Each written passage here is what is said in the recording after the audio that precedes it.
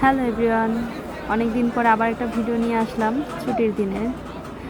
তো সকালবেলা নাস্তা করতে করতে ভাবলাম বাইরে যেহেতু বৃষ্টি হচ্ছে, তো যদি একটু গরম ভাতের সাথে ইলিশ মাছ ভাজা হয় তো কেমন হয়।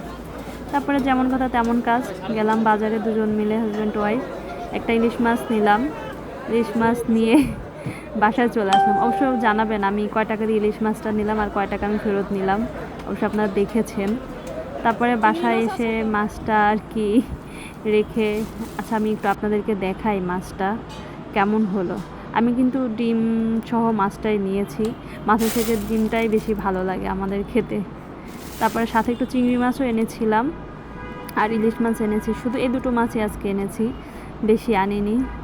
তারপরেই তো দেখুন তো মাছটা একদম ডিম ভর্তি, মাছটা খেতেও মোটামুটি ভালোই ছিল। তারপর আমি তো লবণ হলুদ মরিচ মাখিয়ে তারপরে মাছটাকে একটু আমি আধা ঘন্টা 1 ঘন্টার মতো রেস্টে দিয়েছিলাম। আর সাথে আমি একটু ডিমের মানে ডিম ছিল, মাছের একটু তেল ছিল, এটা আমি নিয়েছি। এটা দিয়ে আমি একটু পেঁয়াজ দিয়ে ভর্তা করব। আপনারা সবাই লেজ ভর্তা খেয়েছেন, অবশ্যই একটু ডিম একটু মাছের তেল এটা একটু ভেজে ভালো করে তারপরে একটু পেঁয়াজ কাঁচামরিচ দিয়ে মাখিয়ে মানে কাঁচা সর্ষের তেল দিবেন, অবশ্য দেখবেন কেমন লাগে। লেজ ভর্তার থেকে কোনো অংশে কম না।